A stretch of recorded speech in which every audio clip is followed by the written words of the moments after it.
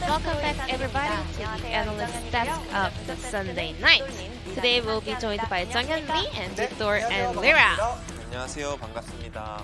네, 4강팀과 연전을 벌이고 있는 Dynamics, they are going up against the top 4 teams in a row, and today it was T1. T1 proved themselves why they are part of the top 4, the big 4 teams. Looking at the draft, Dynamics took away some of the comfort picks of T1. But T1 didn't really look flustered. They rather got the long-range comp and a better teamfight comp in the end. Well, Graves, he can actually attack or bully Volibear in the jungle in the early phase of the game, but it is not really that easy to destroy Cuz jungle pathing because it has a really high consistency in the early phase.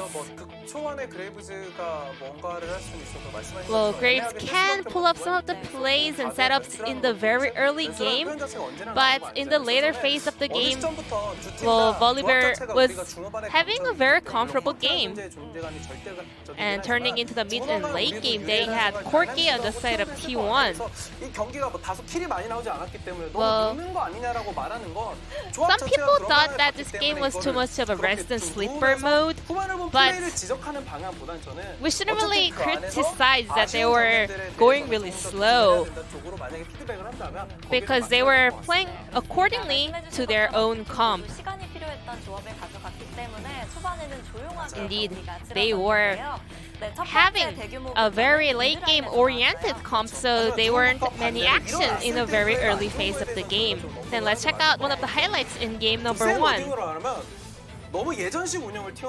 T1 went for a very classic style, maybe old-fashioned style macro over here. But Dynamics bred all their moves with that word. And T1 failed to find a meaningful engage onto Dynamics, so it was very obvious that T1 was looking for a setup, but Dynamics was able to successfully have heads up for this play and reacted to it really well. But at the same time, T1 was playing this fight really clumsy.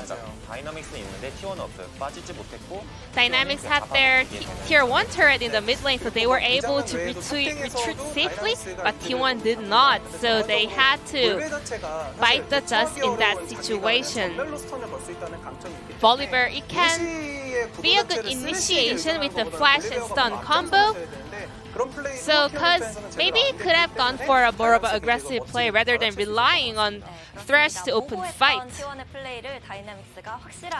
So Dynamics was able to punish T1's clumsy engagement, but there was a situation that happened after Cuz stole away the dragon. Well, Dynamics' early super play was not enough to stop T1's mid and late game prowess. So Bard ult neutralized the initiation from Silas. So ended up T1 winning the team fight, and we had a very interesting situation going on here. We can see that Ezreal is turning to the Wolves camp, and Beyond looked like he was going for the base. So Faker, they thought that Ezreal was the solo player in the Wolf camp, but he found out that there were 2 Dynamics players in that camp, and it was a trade of kills for T1 and Team Dynamics, but in the end, that was a winning trade for T1. We just wanted to find out why Faker jumped over for the Wolf camp.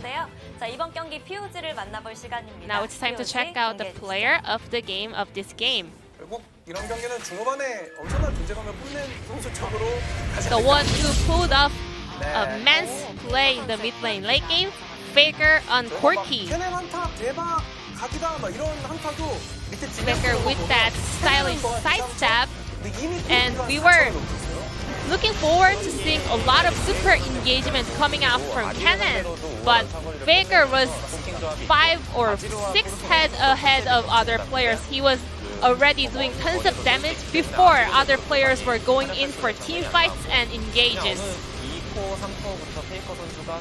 As Faker had 3 items he had huge priority in the side lanes and he had full control of this game, starting from the mid and late game. And with the package Valkyrie, he was really quick reacting to that silent stun. That was also a very smart play coming out from Faker. And Korean casters, they were keep saying that Corgi was too fat and no one could stop him. Faker picked up 11 votes and sadly he did miss out one, but well, POG is a POG and Faker indeed did immense amount of damage on that Corgi pick. Now let's move on to game number 2, T1 versus Team Dynamics. Effort robbed, not going to lie to you. But 11 out of 12, Faker did have a fantastic game. The blind dodge of the abduct, definitely the highlight. That particular play, though, I think was an effort highlight reel. Not going to lie. He had some absolutely amazing hooks this game. Yeah. And was able to control that early game really beautifully. Beating straight up an Ezreal bard lane as a Aphelios Thresh is something that Thresh has to do himself, right? Yeah. And he was able to make that one happen. So Faker, well deserved. He did have a great game, but I think that Effort deserved a few extra votes than just the one lonely one that we did throughout his way. But looking forward to seeing whether Effort can maybe have another good performance here in game number 2 and get himself across the line as T1 will move over to the red side. We'll see whether that means that Dynamics have a better chance. We've seen blue side be a little bit more successful. I know that LS has been very outspoken in the fact that if you play on blue side, the 1-3-1 compositions are much easier to play. You can play Lee Sin compositions a little bit better, and I think having more of an early game bent will be good for Dynamics. I mean, you can just first pick TF. Absolutely, yeah. Really strong ban picks already. And also there is actually one interesting stat that we can see it from T1. There is no POG for Teddy yet, by the way. That is insane, actually. Yeah. And he's been playing extremely well all season. Well, it just means that the rest of the team have also been playing great. I think Canna has been stealing a lot of them with how well he's been playing. And I think he deserves a lot of it because he's the rookie player of this team, debuted in Kesper Cup at the beginning of the year. To everyone's surprise, actually. I think people were worried about T1 because Roach was their top laner. Yep. We'd all seen what Roach was capable of, and it wasn't a massive amount, to be perfectly honest. But moving into this year, Canna has certainly been very, very impressive. Dynamics already banning away the Azir and the Twisted Fate. Volibear and Karma to leave the Rift on the side of T1, and there's the necessary Kalista ban against Teddy, who finds more minions that are possible to find, as it turns out, if he manages to get Kalista. And yeah, I'm wondering what are they gonna first pick, because Karma is gone, Volibear is gone, there's only 80 carries. Are they gonna Varus just is first available. pick? Yeah. Varus is available. That is the point, but I think T1 really wants to play against it. And they said it already that Varus is for sure playable against it. Yeah, oh no, yeah. But Varus is, he's been exploited quite a few times, but Ezreal's still going to be prioritized here by Dynamics. Maybe they skip Varus this time, both players? It is possible because T1 choose to play Aphelios against Ezreal at the first game. I think that Teddy can feel comfortable picking basically whatever he wants. They could just pick Aphelios Thresh here and I'd be totally fine with it. And maybe they're looking for almost same team composition. Yeah. And if it ain't broke, don't fix it. Maybe they look for Trundle here, or because he already said it in the interview that he is not liking Lee Sin that much. Well, that's good, because I don't think many of us like Lee Sin that much either. Thresh being looked at, I considered the script before I made that last call, so don't think that I'm a prophet or anything like that. I just read the script. Beyond is going to take the Trundle for himself. Yeah, Trundle also. Yeah. One of those things. They love picking the Trundle into the Aphelios because you put down the pillar, and then Aphelios struggles to do his Aphelios things. But it is once again going to be Guga's Bard. And looking like similar draft as well. So I just want some spiciness from T1. I want Cuz to pick Nidalee. Or Nunamid. Just pick Nidalee. Or Nunamid, yeah. But oh man, you're like I said, dude, I've read the script. Man. I've read the script. Are you hired by T1 or? No, hide by Riot, just to make sure that I make everyone understand But yeah, what picks are going to be picked up. But Nidalee does fantastically well into Trundle. Cuz is legacy Nidalee player. It doesn't take a genius to figure out the priority on that particular pick. Also gives them more of an early game bend, which helps T1 stabilize towards the 200 years that is going to eventuate at about 35 minutes into the game. yeah, and also it gives a lot of potential heals on Aphelios in the late game. And attack speed. Primal Surge is busted Yeah, we actually already on said that. Aphelios. This is Spear with Soraka. Soraka with Spear, yeah, Soraka with Spear. Well, we'll have to see which version of it, because we've seen a few different, it's like Spears with Soraka, which is what Canyon was able to demonstrate, hitting absolutely every spear in not their last series, but their series before, where he picked up double player of the game. But there is certainly Soraka with Spear as well. A Cuz could certainly go down that bent, and if you've got Teddy on your team, you may as well just buff him up so he can hard carry for you. Yeah, probably they just wanted to ban some normal blind pick champions on the top lane, and it seems like Faker is not caring about that all about the mid matchup, because maybe they're aiming for fifth pick with a surprise Nidalee. Mordekaiser. Interesting. Remember, Rich does have his two champions that he's known for, the Lucian and Aatrox. the Aatrox are available, but Aatrox is a fringe pick at the moment in the meta. Just had a few extra nerfs. Yeah. And hasn't looked as good. I think it was Ixu that played him last. And to not too much effect. LeBlanc going to be banned away, but I feel like this is like a... One of This the is a good fake- game for Jace and Camille, I think. Yeah. I mean, Jace is definitely great. Gives them so much poke. Especially if Calibrum comes up for Teddy. That's 3 sources of poke going to be available. And a very comfortable blind pick here. And a pick away from Rich on the top side of the map. So Kana going to be very happy. As we'll see what Rich is going to go towards. His Lucian is available. Yeah, Could I pick mean, that one up.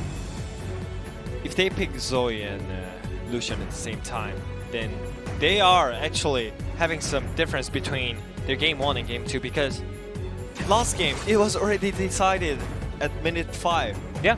You know, and 100%. I don't think you should go on a normal way against T1. You should aim for just early games or some surprise picks. And yeah, this is one of the best pick from Rich as well, as you mentioned. Yeah, everyone knows, and maybe all the top laners are just having great. Oh, it is Lucian. So he goes between the two that he's known for. But I have the script, by the way, so that's why I was talking about the Lucian over anything else. Is Faker. By the way, Nuno is good into Zoe, I think. Ooh, 13 seconds to Yeah, go. I mean, Will he is the actually Noonie good. come out? Because you can avoid laning phase. Or you could pick Syndra and have the most insane pick composition ever. Oh, no. This is nutty. No Oh, God. way. I was very frightened. But Orianna is an interesting pick. Yeah? There is not really a ball carrier on the side of T1. Oh, it's completed. Soraka with spear and... Soraka with ball. No. Lulu with balls. Lulu with ball. There we go. Yeah, Lulu with ball. He wanted to play an orb-based champion, and he was thinking about the Syndra or the Orianna.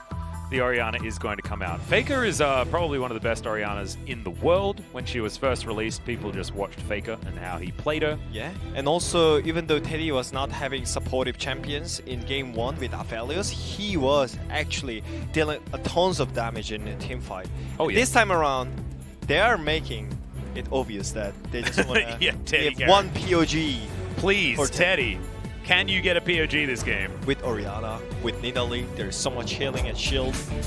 And they have no front line again. I mean, beyond, I don't think Trundle is one of the greatest front line. I think if you go into Aphelios, it's just great for Aphelios because of the Conquer stacks, and maybe he's not even looking for Conquer stacks. Yeah, I mean, who are you going to subjugate on this team Yeah, as well? exactly. Like, no one has There's no tanks. defensive stats. There's Yeah. no front lane. But the poke is insane. Yeah. From T1. And the one thing I really like about this is that when you talk about poke compositions, what you require is like your siege potential, things like that. Orianna sieges very, very well because she has so much control of the area with the orb, also a lot of wave clear as well, and can get priority in that mid lane as Zoe's going to have a rougher time. Certainly is going to be fine for Kuzan, but you're not exactly going to be hard shoving and then going into Fog of War and looking for these bubbles. Yeah. And this time around, it's just special for Dynamics that they have to be really like proactive on the ball lane. Lands. Feels good, man. Yeah. Just need to be really proactive on the ball lane, by the way. They were just farming with Ezreal and Bard. Bard was not roaming at all last game, by the way. Yeah, no, it's bad news. Not able to get enough meeps. I mean, especially this matchup on mid lane. They need support. They need jungle to move towards mid lane, especially when you're playing Orianna, this kind of champion. So I think the main events are gonna on the mid lane in this game. Especially from Bard, I think he needs to make some good plays from early game. Well, Fake has taken Scorch. He's sinning a little bit here on this Orianna. Wanting to make sure that he has as much power in the early stages as possible up against this Zoe. Kuzan not taking the more aggressive choice that we saw yesterday. Wow, okay, so we've switched it back again. Aphelios, now that he's another nerf deep, he's actually winning. Yeah, at 10.12, I think Ezreal was winning against Aphelios, but this time around, nerfed Aphelios is winning against Ezreal, and just shows that I think composition is a little bit more important. Yeah, I mean, than just the matchup. I mean, that champion is just so stupid. Yeah, it's not valid. It has everything. I mean, he is like 17 champions in one. Yeah, and I think all the Garen players are just crying with one sword, while Aphelios is having 5 different weapons. Well, you can see Canna's got a pretty good win rate, 100%. I don't know whether you can get better than that. Actually, you can't. He just needs to get a better KDA. That's the only way that he can improve.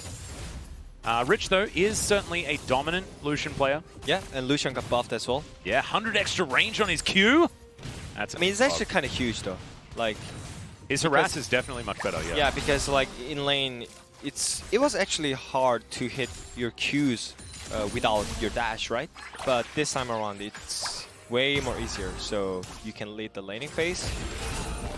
But I think, yeah, again, Lucian doesn't matter on the top lane because I don't think he's gonna get solo kills by himself. So I think they just need to make some mid pressure from Bard moving towards mid lane, because that's why Bard is existing for the game. He is one of the best champion when it comes to like mid skirmishes in the early game. And he is playing Hot Cocoa Bard as well, and Hot Cocoa Bard is absolutely the best Bard. As Docdom gets absolutely destroyed by Teddy, lands everything that he needs to. Thankfully, speaking of the Hot Cocoa, he's just going to be able to take a sip and get a bit of his health back. Dynamics just casually winning in this early game this time around. It was T1 doing that in the laning phase in game number 1, so definitely looking better. A lot of that has to do with Rich and smashing the top lane.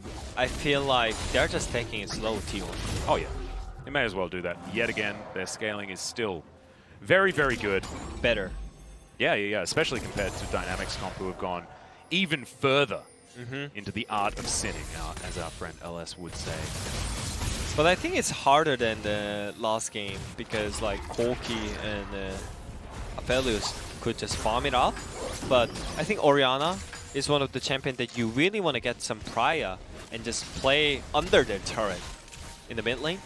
Yeah. Certainly can abuse someone trying to farm under turret. Yeah, I mean, it's kind of high risk and high return, right? Yeah. So if Faker gets ganked one time and he starts with 0-1-0, then I think Dynamics can easily snowball this out until like 2 Drakes, you know? Well, speaking of Drakes, Ocean is going to be our first one, spawning in about 15 seconds time. Rich up here towards the top side, continuing to be frustrating for Canna. And this is what Lucian has to do. You have to play this far up over and over again. See on the bottom lane, Teddy's already got a turret plate, as he generally does. By 2v2. Yeah. Sometimes it's just, Sometimes you get Teddied. And also with little tempo, like you are already having great lane push, abilities, but it's even better, you know? Oh my god. This cheater recall going to be pretty good here for T1. Teddy goes back. Doesn't have a CS lead or anything like that, but this is going to mean that the first back is going to come through right about now. And that's when things get rough, because BF Sword picked up is much better than a tier. Or Sheen. Yeah, well, I mean, Sheen is much better than grabbing a tier first, but Dr. just loves going back. With Cole, by the way. This is there's no way they get pressure. Style. Yeah, there's no way they get pressure in the early game, so that's why they're just looking for Ollie Drake when they reset it, and they used Summoner Spell's advantage right. Yeah, I think this is good. And also they had prior mid pressure, so that was great play by them, and their only job is just hold the turret on the tower. And I think after this Drake, it's easier for Dynamics to snowball on the top lane, especially Lucian is just getting pressure all time. And if they actually can control topside as well with the first Hatter, then I think it's already better game, like 100 times better game than game 1. 100%. And you can see Rich is continuing to be very, very strong towards the top side, building towards his Bilgewater Cutlass. And Kuzan is also pressuring mid by himself. Maybe because of the matchup, but I think it's still great news, especially when you're playing against T1. It's all about the early game. Just remember when DRX won against T1, for example. Yeah. It's beat them before they can be the juggernaut that we know this team as. Kind of getting traded on here. You can see the press the attack was just about to wear off, so obviously Rich has been laying down some hurt. Now that the culling has been picked up here, it's going to be an even rougher lane for Canna, who doesn't really get a level 6. There's Teddy. Yeah. I feel like Infernum does more damage when Teddy picks it up. Like, his wave clear is just better as Teddy's Aphelios compared to anybody else's Aphelios. Maybe because of the lethal tempo then. Yeah, maybe. That is the change. That's 2 turret plates just in the 2v2 we did.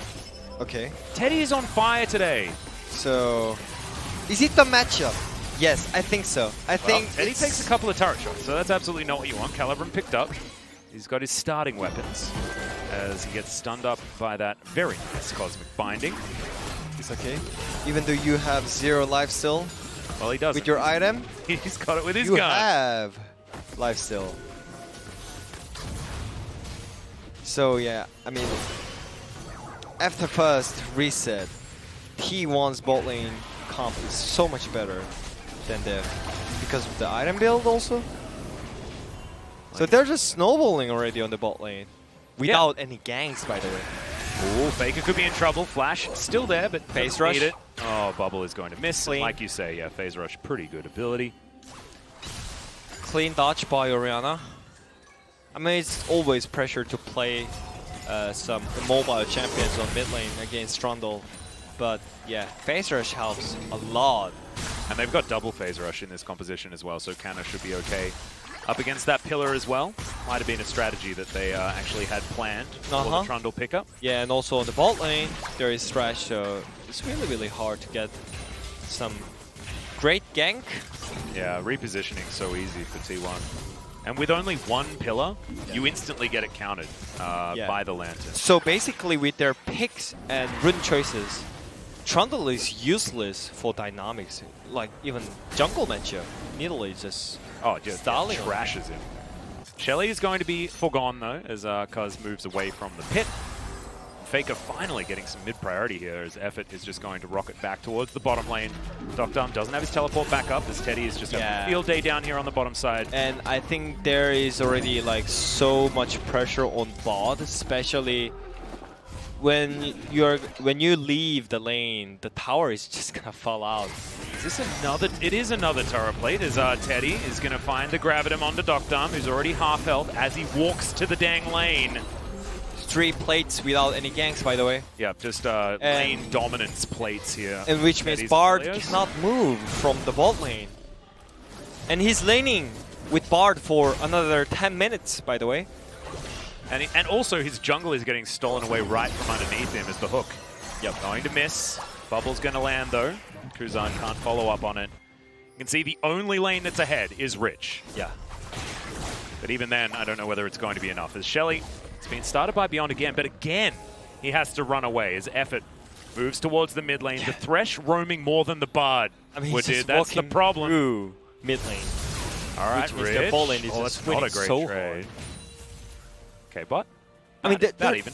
I mean, they're just winning so hard on the bot lane, so that's why they can just do that, you know? Normally when you're roaming, it's kind of illegal to show yourself on the lane or on ward because your bot lane, your AD carry is just having a hard time when you're doing that. But there is already like 2 plates left on the dynamic side, so it's just so easy to Thresh to choose like roam or just staying on lane, you know? And for Bard, it's just so rough.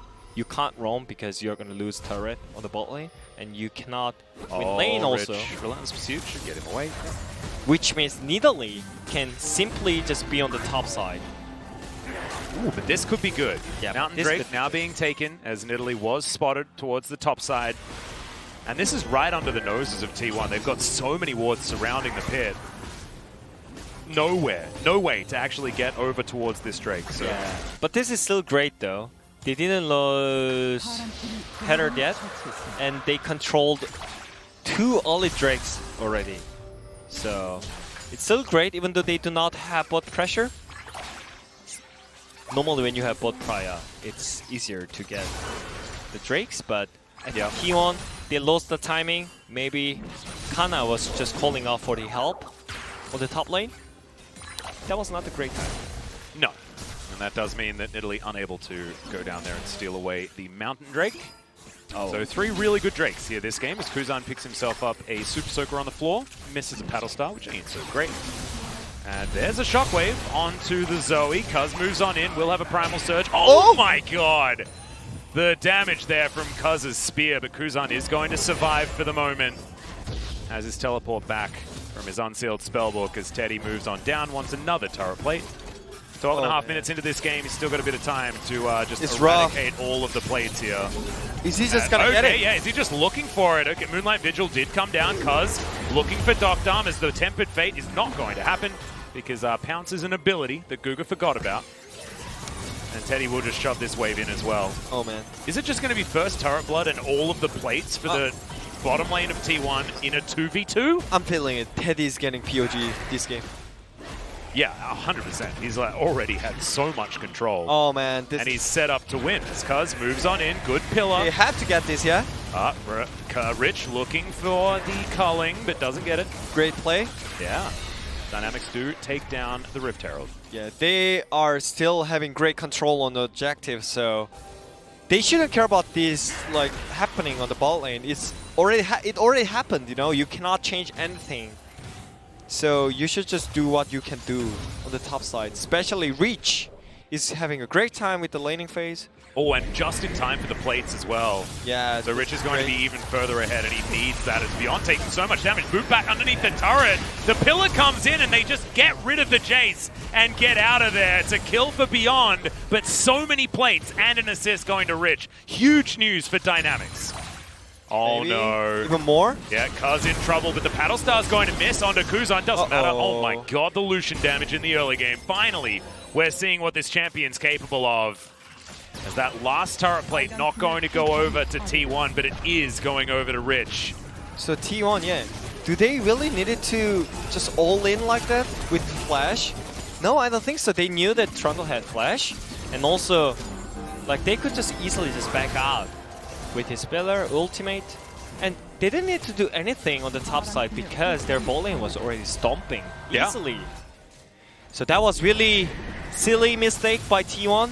We are not expecting this kind of like situation from top teams, right? But yeah, Dynamics, Reach, like he was just doing so great. He was tanking turrets for Trundle. The timing on him picking up the turret aggro was also fantastic. Yeah, and also Kuzan moving towards top side to snowball even farther. Man, Rich is going to be a very, very scary Lucian. We might actually see what top Lucian is supposed to do in this game. He has so much money. I'm still scared though. Yeah, I know. It's all about team fight, right? Even though like Lucian is so far ahead in lane, if he fails one time in the team fight, then he's gonna just get erased in game. You know? So I think it's still there is so many tasks that he have to do in this game. Like he needs to like pressure really hard in the side lane, and also he needs to control the team fight. It's hard, but they have Ezreal and Bard, which is just so mobile and hard to get engaged on. So I think it's easy to set up the side lane pressure. So I think it's still doable. We'll see whether he can actually make it work. Has shoved the wave underneath this inner turret, as you can see, and look at all the vision available for Dynamics. So this Lucian can continue to put pressure on Also, the cannon. yeah, when you think about it, they have really great comp for the poke. They have Trundle, they have Ezreal Zoe. Yeah, it's like poke comps on both sides, where it's a poke off between these two teams, because you know Nidalee and Aphelios pretty good at poke, and Jace needs no introduction for that either. So it's just poke champions everywhere for both teams. Yeah, but I think this time around it's better for Dynamics because they are controlling through mid because of the Lucian pressure on the side, right? He is moving first with pushing. He's not losing anything. He's clearing up with vision. All 5 members are here. Aphelios still walking from base as T1 might give They're over forcing Soul it, yeah. Point.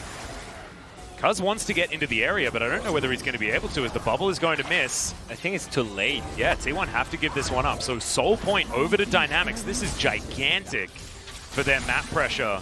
So it feels like T1 is lost from last Drake, like second Drake, because there was no reason to just give up the Drake as well, you know? And third Drake, because of that, I feel like they lost the timing, you know? Yeah. So the second Drake was really huge that the Nidalee was on the top side. Even though their top needs some help, it was not a great timing. That is snowballing so hard, and I think that was not planned for T1 to just give up 3 Drakes in a row. Especially when you have Nidalee and Jace on the top side. Well, Canna is trying to defend, but half the health bar of the turret is going to be taken here by Rich on one push. He's currently close to 1.5k gold in the lead, and even Beyond is ahead. The gold is very, very even, and that is always scary. But look at the Dragons, and that's where Dynamics have a huge hold of this game. And I really hope Dynamics not choose to teamfight randomly, because I really think if they just play on side lanes, there's no way they can like lose their vision control around the mid. Yeah, and they also have triple teleport in comparison to T1's single teleport. So their side lane play, even though their champions aren't necessarily split pushes, their summoner spells give them so much more flexibility. I mean, yeah, maybe Zoe can have some hard time in the side lane, but you are playing as Orianna, so I don't think it's gonna be a problem. And also Beyond is helping him pretty well with vision, so Kuzan is having easier time on the side lane. And Faker, I don't think he is able to just step up over the half lane, so he's just grouping mid, and Petty is just going top side. Yeah, just get more and more farm. I guess. I mean, it's just so hard to just step up, you know? Like, you're immobile champion. And Cuz we'll find Kuzan here. Teddy's got Draven Cog. Definitely scary if you're going to get into melee range, but Zoe does not want to do that. Teddy will eradicate that minion wave. The wave continues pushing forward. Over 10 CS per minute here for Teddy once again. Same can be said for Faker, both of them farming very well as per usual. They can simply force T1 to just come out for the 4th Drake because it's already Soul Point. Yeah, and so Infernal Soul is just nutty. They don't need to fight Shockwave gets the flash out of Guga. Lucian is not pushing bot lane. I mean, he's just tipping in, so they decide to fight here. Yeah, Teddy does have the perfect guns for this one. It's just a leash. Rift Herald is going to be secured here by Beyond. Good teleport from Rich. Gets him into the area. Now he's going to go back to split pushing most likely, and has his item spike completed already. Black Cleaver into the Blade of the Ruin King, and this is on a good clip for the top lane Lucian. That could be really huge bait by T1 if they could get Herald in time, but that TP ended up really great TP, as you mentioned. And sometimes these TPs from side laners don't work out, right? Yeah, because I mean, it feels like you're wasting it, and we've seen a lot of them go wrong. Yeah, I thought it was wasting. Yeah. That Herald was just way too low, you know? But that ended up really well. And also, This is crazy though with it, because Yeah. now you've got Dynamics hitting item spikes exactly where they need to. We've got a minute and a half left on this Drake, Yeah. and you've got Black Cleaver Blade of the Ruin King, perfect for Rich. You've also got the Mura Mana Transformation and the Iceborne Gauntlet. yeah, and also problem of this is T1 was having hard time on the pushing first mid turret because they are playing against Ezreal and also getting pressured on two side lanes, right? So Yeah. they need some tools, they need some method to just break through that kind of situation, right? And Herald is one of the great tool for T1, but they lost it. So I think it's even worse. Well, 40 seconds on this Infernal Drake, and T1 are putting in the effort to get the vision around this Drake area. Canna needs to be set up to get poke. Yeah, That's what this composition does best. they have a lot of methods, dynamics. They can just push mid, they can just go for Drakes. This might be a little bit early Yeah, on the Rift Herald, but I think they are looking 17 for seconds. just mid turret, yeah, I guess. Maybe a bit earlier, but yeah. Yep, Rich is dashing in. Oh no, that's good pillar. Cuz gonna flash out of the way. The Tempered Fate though is Shock Blast goes wide. Shockwave still available, of course. As Cuz, oh my god, that poke damage. He's got the Primal Surge. They do have ways to get their health back as Teddy diving on top of Kuzan. He gets the grab at him as Canna dives on top of him. Cuz has to get out of the way and Faker is eliminated immediately. As this poke is just nutty out of Dynamics. This could just be Infernal Soul locked away, and it is. T1 have no way to fight. Simply, I just don't know what they're doing. I mean, it's just snowball from second Drake, right? Yeah. All from that. Because of that, they lost tempo, they lost second Drake, and because of that, they lost third Drake and fourth Drake. And it's already... Well, this is Infernal Soul. I mean, if Dynamics are going to win the game, this is absolutely what they needed. Now they still need to win the next couple of team fights as well. Yeah. I mean, it was really great play by Kuzan. He was just zoning all the members from T1. And yeah, that CC chain could land on Zoe as well. But yeah, Kuzan is just having a best time against Faker. His match history against Faker is not great because of the Jinner time. Yeah, and the Gen G time. Yeah. In a period where T1 did have the better of them. So we'll see whether Kuzan is going to continue to play well. So it seems like it's all about Teddy now. Canna does get the jump onto Rich here, but Rich is just stronger. Gets slowed down, flashes forward, all too easy. Solo kill onto the king of solo kills by Rich. Yeah. I think T1 is just falling. I think they're realizing that things are a little bit too rough. And I don't think I would have ever picked a fight with a guy that is way ahead of you. You're 0-1-0. He has Infernal Soul. Like, that's a losing fight right there, as the hook is going to land onto Kuzan. Tempered Fate lands onto Kuz. Teddy wants to get a rev up, and now he's going to jump on in. That is a solo Shock Blast, and actually, Shockwave, sorry, but it actually moves them out of the way of the Moonlight Vigil as Teddy just gets obliterated by Doc Dum.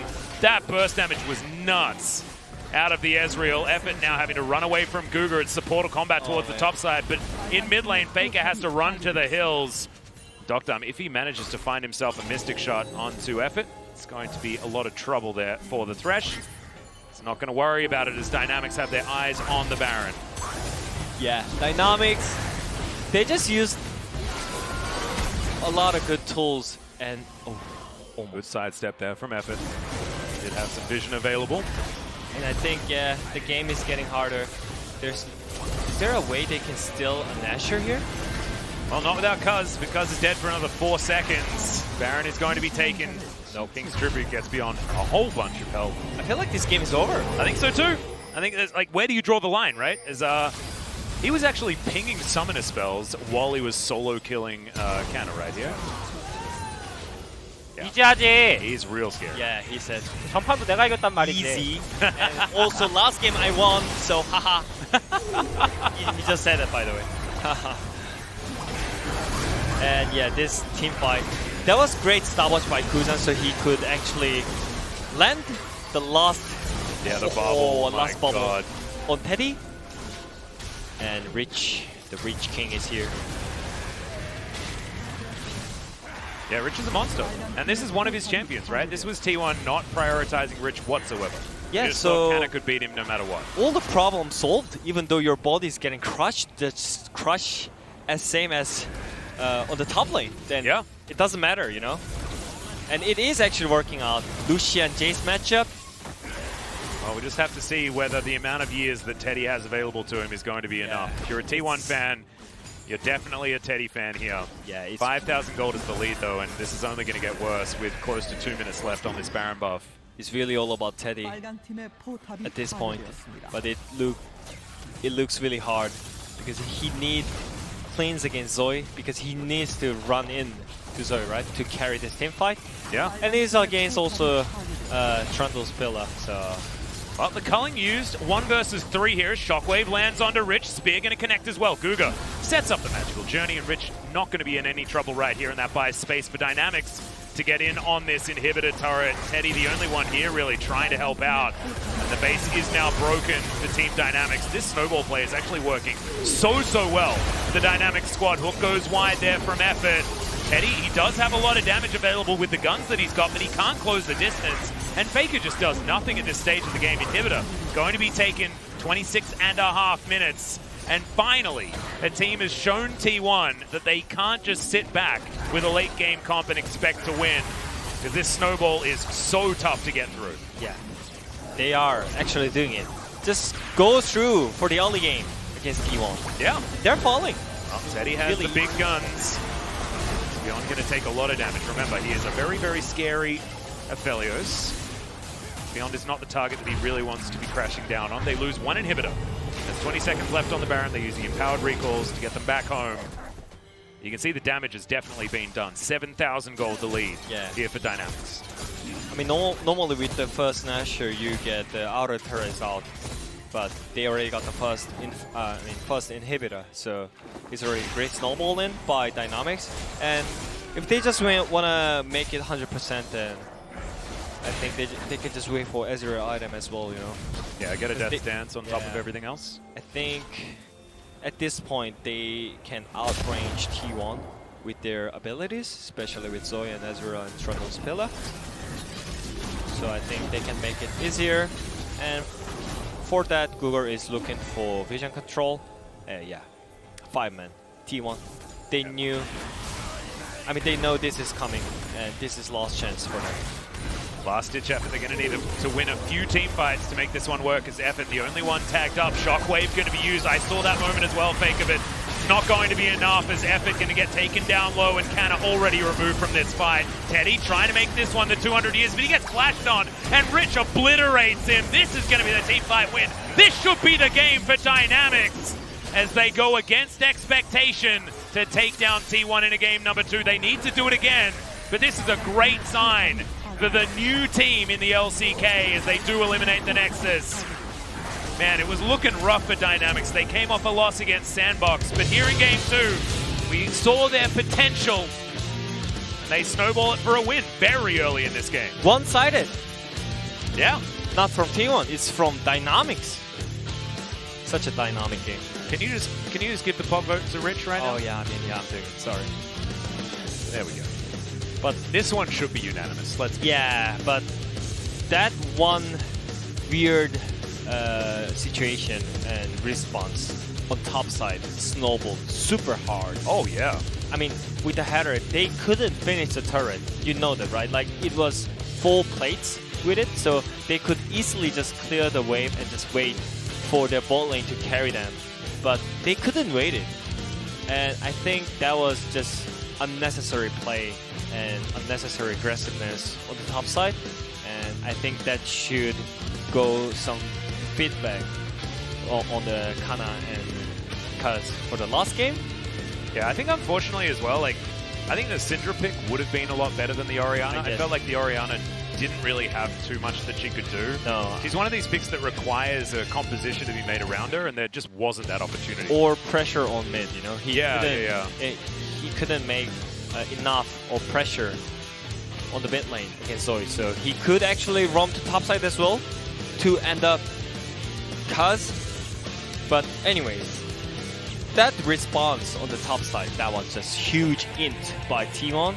and that snowballed super hard. And I think Teddy can actually be really mad about this situation because they got 4 plates by themselves on 2v2 on the bot lane, but they still made a loss on the bot lane. I mean, exactly. And that one tower was all that kept T1 away from being perfect gamed by Dynamics. Yeah, so it was one turret. That's the only thing they managed to get that entire game. I mean, I was already one worrying turret, about, one kill. Yeah, I was already worrying about this situation because always T1 they make something really weird reserved against bottom tier teams. So yeah, maybe something is happening today. Yep, well, we'll see whether T1 can bounce back or whether Dynamics can use this momentum to take down the Juggernauts.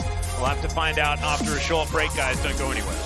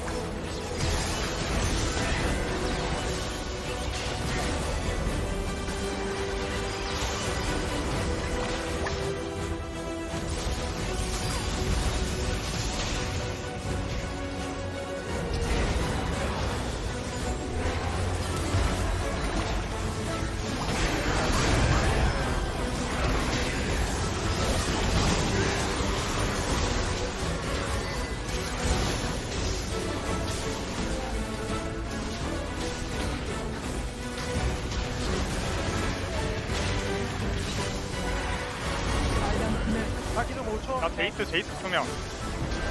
오리아나 로고. 어디 로고? 제이스 잡은 거 같아. 제이스 다 떴어. 제이스 다 밀고 떴어. 갈게, 밀고 갈게. 앞에 노플. 나 살짝 빠질게. 네. 오리아나 궁 없어 얘들아. 오리아나 로고. 오리아나 노궁이다. 성광경 잡아주던가 보여줘. 야, 내가 마무리 간다. 출동 간다. 아, 너무 먼데? 끝내자. 벌써. 탑 갭. TP 박어. 나이스. 자,